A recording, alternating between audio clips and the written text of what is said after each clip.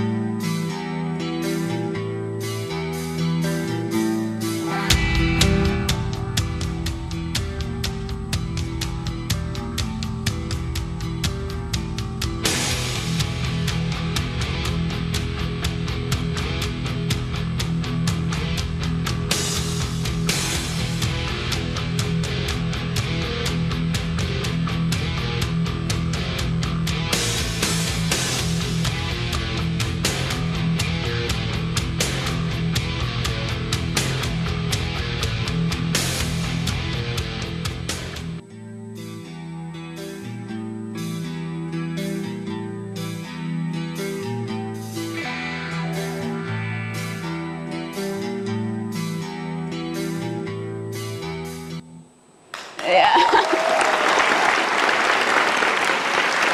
Sehari bisa sampai 11 titik. Itu apa yang paling diingat dari rangkaian perjalanan itu, Pak? Banyak. Jadi misalnya di Jawa Barat, karena sudah dijadwalkan, saya pernah di pondok pesantren itu diterima jam 2:30 pagi.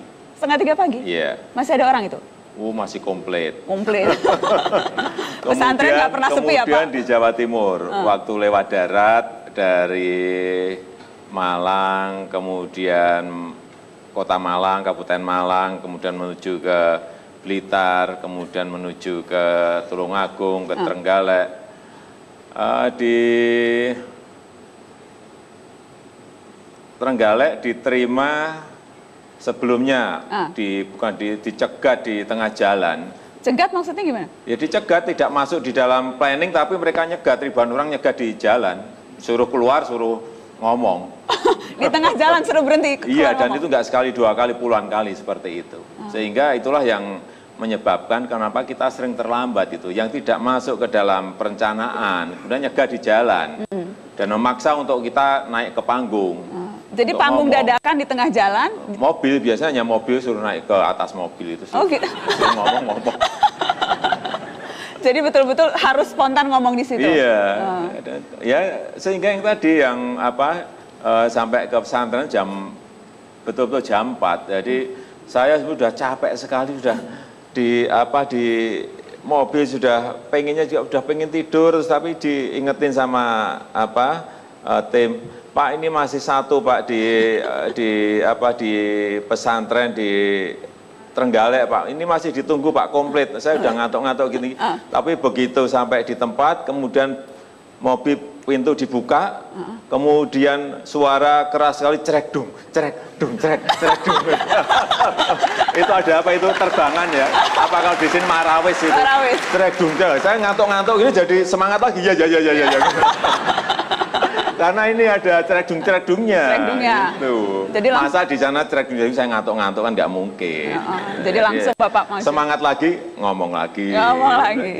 Jadi sekarang saya tahu rahasianya, kalau Pak Jokowi ngantuk kita langsung cerek dung gitu ya Pak. Tapi dari seluruh rangkaian kampanye terakhir Pak di GBK, konser Salam Dua Jari. Itu kan fenomenal, ramai sekali. Ada cuplikan foto-fotonya, saya ingin kita lihat sama-sama cuplikan foto-fotonya. Ini yang digagas oleh para relawan. Dan setelah itu kan debat. Jadi nah ini Pak, apa sih yang terlintas di benak Pak Jokowi berdiri di tengah panggung dan itu ada massa sebegitu banyak, Pak? Saya terus terang begitu saya buka pintu masuk di Gelora Bung Karno, saya betul-betul tidak membayangkan sama sekali bahwa massa akan sebanyak itu.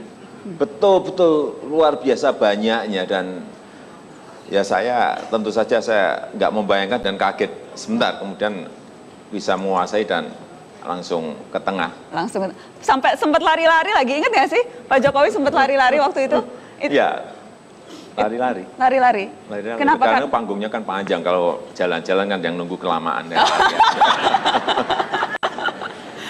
Ada juga yang lucu nih Pak di GBK, teman-teman. Kita akan tunjukkan foto ini. Foto ini, nah.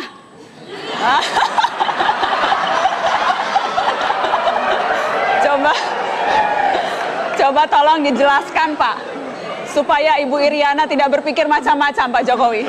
Itu siapa Pak yang menjawil dagu? Kalau seperti ini tidak sekali dua kali, ratusan kali gitu.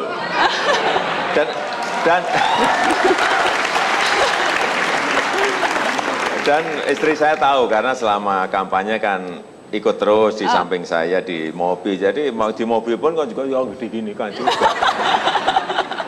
Sudah biasa?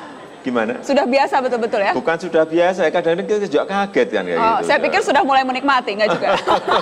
Kaget betul, sering kaget kan, sering kaget dan ya bagaimana ya, memang adanya seperti itu.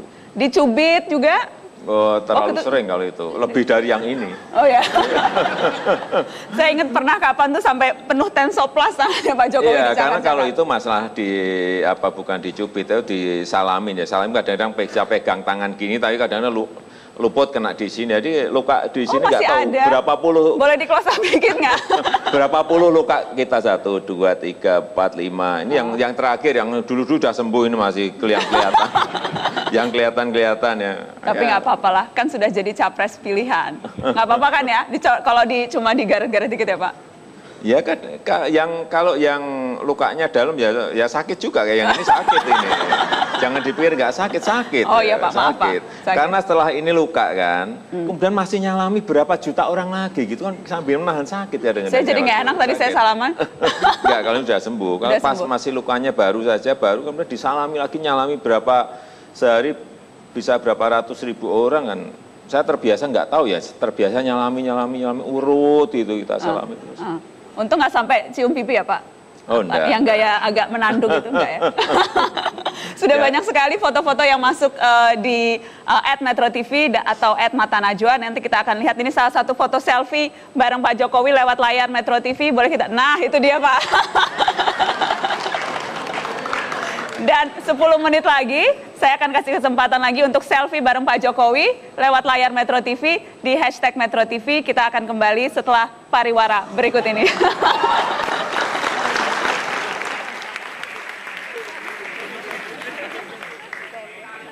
Selamat pagi Pak Jokowi. Ini saya Bu Santi sebagai kerja kebersihan jalan di Kaitapa. Bila nanti Pak Jokowi sudah naik jadi Bapak Presiden, semoga merhatikan teman-teman ibu yang di jalanan supaya naik gaji yang lebih. Nama saya Bapak Aris, dari segenap teman-teman Bajai mewakili berpesan pada Pak Jokowi. Harapan saya, pesan saya sama Pak Jokowi bisa jadi pemimpin yang baik dan bisa mengayomi masyarakat Indonesia. Nama saya Heru, kerjanya pengurus Armada. Dengan kemenangan Bapak Jokowi, kami sebagai komunitas transportasi sangat mengharapkan ada perubahan dari Bapak Jokowi untuk memperbaiki sarana transportasi. Yang pertama, yang perlu ditekankan adalah masalah ekonomi, dan yang kedua adalah masalah pengangguran, supaya Bapak Jokowi membuka lapangan kerja seluas-luasnya.